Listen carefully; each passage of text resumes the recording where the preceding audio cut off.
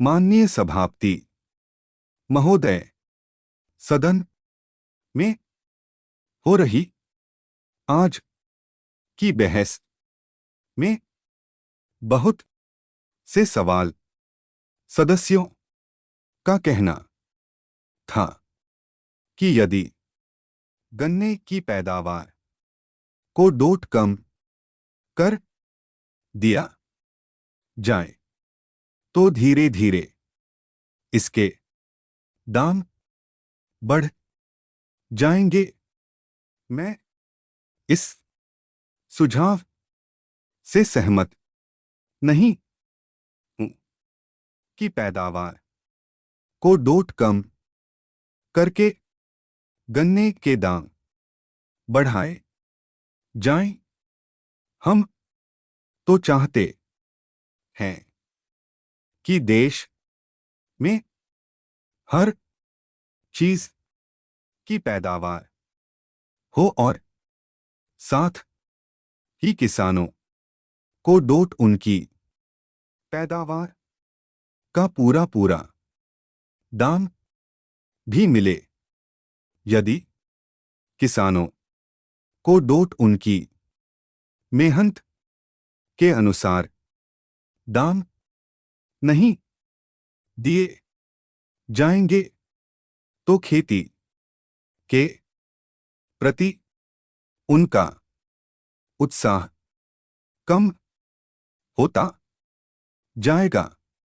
ऐसी स्थिति में देश को डोट गंभीर संकट का सामना करना पड़ सकता है। आज की बहस से जरूरी प्रश्न उठाए गए। एक प्रश्न दोहरी नीति के बारे में उठाया गया। एक सुझाव था कि दोहरी नीति को डोट समाप्त कर दिया जाना चाहिए। सभी सदस्यों ने इस बात को डोट बहुत जोर देकर कहा क्योंकि यह बात ही ऐसी है। इस सदन के बहुत से सदस्य ऐसे क्षेत्रों से आते हैं जहां पर गन्ने की पैदावार बड़े पैमाने पर की जाती है और गन्ने का उत्पादन बड़ी मात्रा में होता है।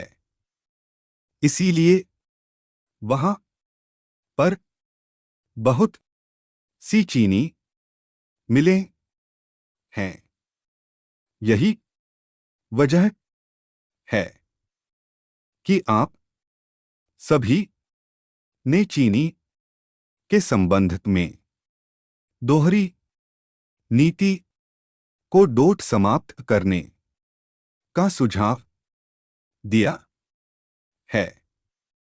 वास्तव में कुछ समय पहले मेरा भी ऐसा ही विचार था, लेकिन बाद में मुझे इस संबंध में अपने विचार बदलने पड़े। मेरा तो यही कहना है कि यदि आप इस प्रश्न पर शांतिपूर्ण ढंग से मनन करें तो आपके विचारों में भी बदलाव आ सकता है।